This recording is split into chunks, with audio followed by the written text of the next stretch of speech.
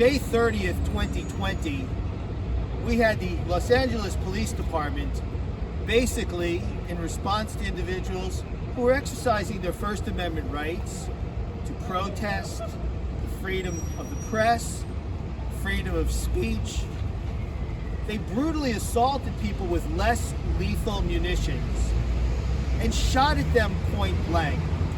Now, we've had several studies that have come out since that have shown how the LAPD officers were poorly trained and made excuses that this hadn't happened in a while. But in our investigation and through what's happened to our clients, what we have found is that you had LAPD officers who were sworn to protect and serve the people of Los Angeles and sworn to uphold the Constitution and our First Amendment rights, targeting individuals and shooting directly at them with these less lethal munitions. One of those individuals is Nick Stern.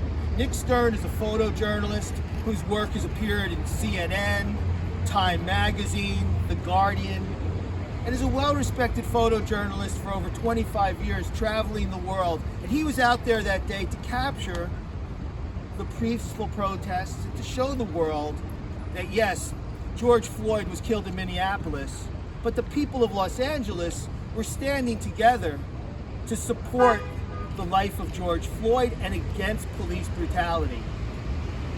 And what the LAPD did was they looked at people like Nick Stern as the enemy.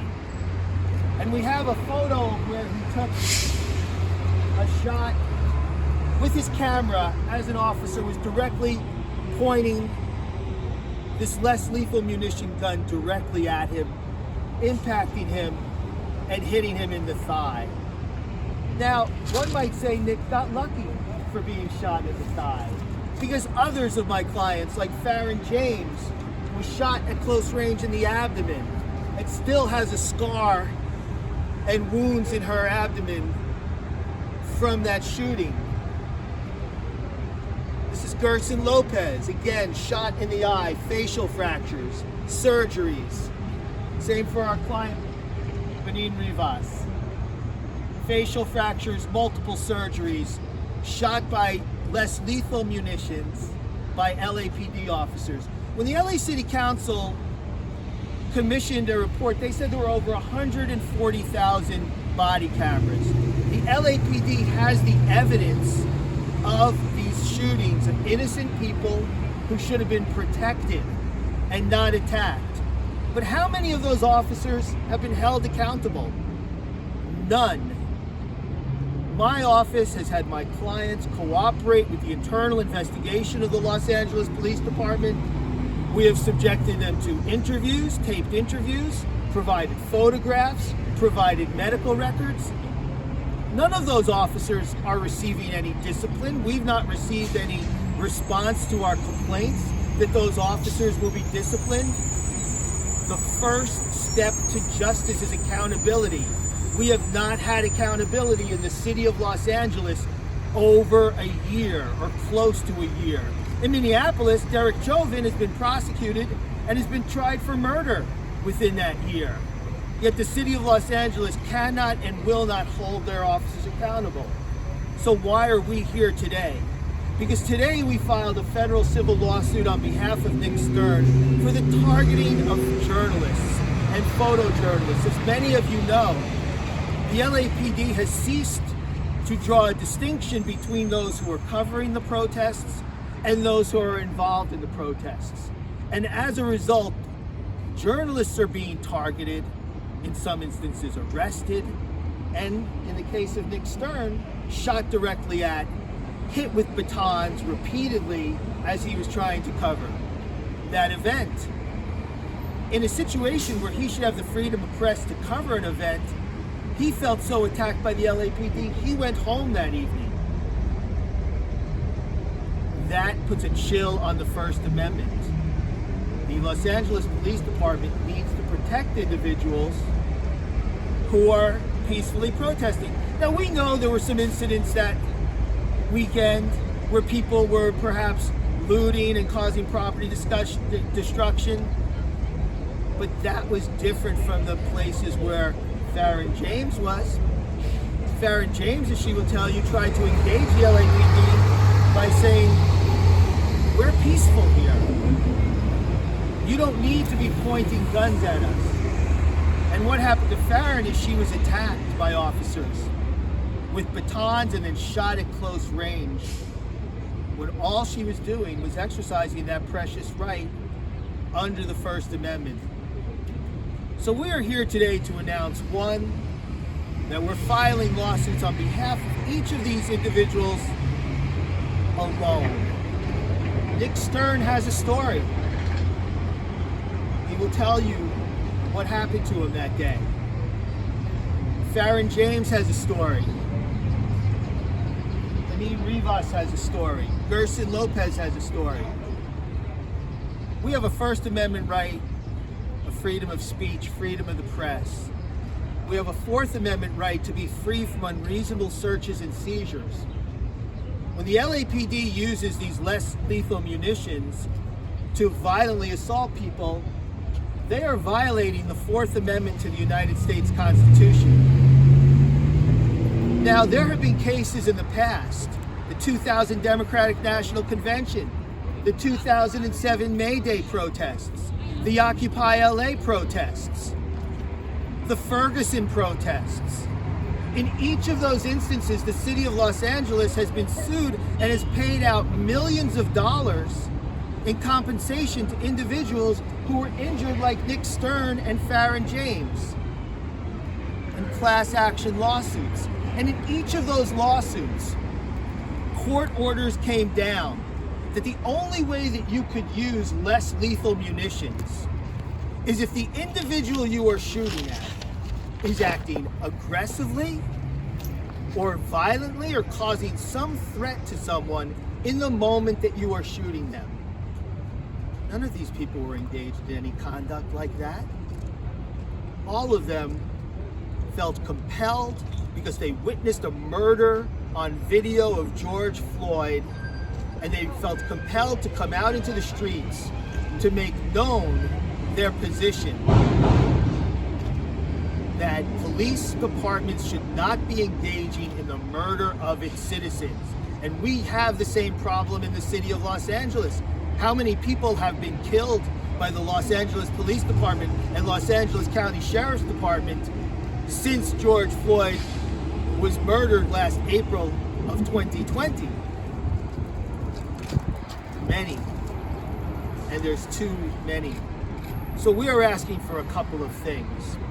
One, we are asking that the officers who did this to these individuals, the officers that assaulted Nick Stern, Fahren James, Fahren Rivas, Gerson Lopez, that all of those officers should receive discipline and should be held accountable for the unnecessary injuries that they caused.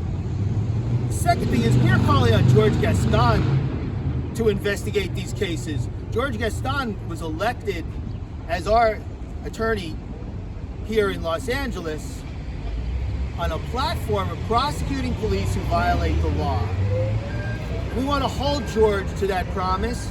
There are many individuals, such as Brendan Glenn, who was killed back in 2015, that there's a video of him getting shot at in the back. Where is that officer's prosecution? But officers can also be prosecuted for the unnecessary force. And when you shoot individuals who are peacefully protesting, that is a violation of their rights under the law. The third thing that we're doing through these filing of the lawsuits is to hold them accountable through the civil courts. I've been a civil rights prosecutor here in Los Angeles for over 30 years and take the LAPD to the mat in trial. And we're going to take them to the mat again on these cases and allow a jury, because not only do we have the First Amendment right and the Fourth Amendment rights, we have a Seventh Amendment right in the United States of America to a jury trial, to allow a jury to make the decision as to what should happen when an officer so violates someone's rights. We're here to let people know that yes, this was last year, but accountability has not occurred yet. Justice has not occurred yet. We're here to get justice for our clients. I'd like to introduce first Nick Stern, who will be saying a few words, and then Fahren James will be saying a few words. During public protests here in Los Angeles, the operating procedure for LAPD seems to be to call an unlawful assembly, and then recently they're actually demanding that legal observers and press leave the area immediately. Now this should send a shiver down everybody's spine. We've seen with the guilty verdict of Derek Chauvin after the horrific murder of George Floyd, the importance of documenting, of having video evidence of police actions. And then if we think back to in Los Angeles, the savage beating of Rodney King, without documenting police actions, we would never know about these things. Now, the civil rights movement in the country at the moment is at a defining time, and it's vital as journalists that we cover these events. History shows us the atrocities that can happen when they think nobody's looking. Fahren James is from Black Lives Matter South Pasadena, and as Jim said, was also brutalized by police. And I think it's for people like Fahren and thousands of other protesters that are out on the streets that journalists need to be out there, showing what's happening, documenting what's happening. Can I pass you over to Fahren now? I want to just start by thanking those who are here today for coming out. James and Nick, I thank you for giving me the opportunity to speak today. My name is Fahren James, and I too was targeted, brutalized, and shot twice close range by the police on May 30th. One shot was fired into my stomach and the other one under my armpit as my arm was raised. Following this assault by the police, I was left to figure out my own care and medical help along with strangers. I spent 3 days in the hospital. I still have bullet fragments from what they call less than lethal ammunition in my body to this day.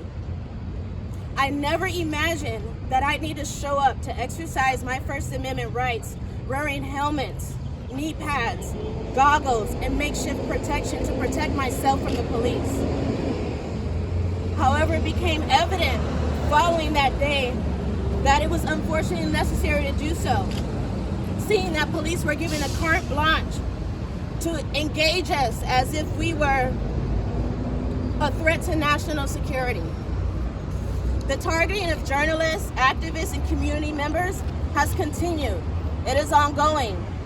Meanwhile, those linked to the January insurrection, including the Proud Boys, Oath Keepers, and Thin Blue Line protesters, face no consequences. Even though they've been captured on video assaulting people, carrying weapons, mace, and threatening our lives at protests. LAPD and LASD, along with Orange County departments, have continued to fail us and show us why divesting in the police is necessary. Apparently, they get to opt out of arresting or charging anyone that's in line with their personal beliefs, ignoring the very oath that they took. This is by design. I honestly believe this is by design. They allow these vile supremacists to antagonize and attempt to bait us into what becomes a one-sided news story. Our freedoms of speech are being violated. Our freedoms of press are being violated. And the idea that police are supposed to protect us while we exercise these rights are something that we have not seen. It has been actually the opposite. They have assaulted us to silence us. We are not seeing a return on our investment as we continue to throw money into the law enforcement. When do we stop this? We are not safer in our communities when we allow unprofessional and biased police officers to roam as unchecked gods in our communities.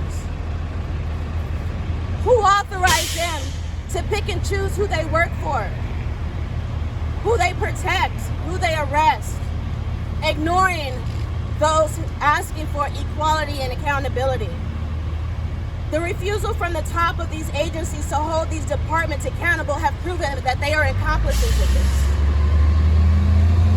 That's why today I'm asking Rob Bonta, the Attorney General, to get to work. No more empty promises. We need you working with activists and journalists and organizers that are actually on the grounds fighting and trying to provide solutions and a pathway forward. Again, I'd like to thank Jim and Nick for allowing me the space to speak today. Thank you. Anybody have any questions? Okay. All right. Well, thank you.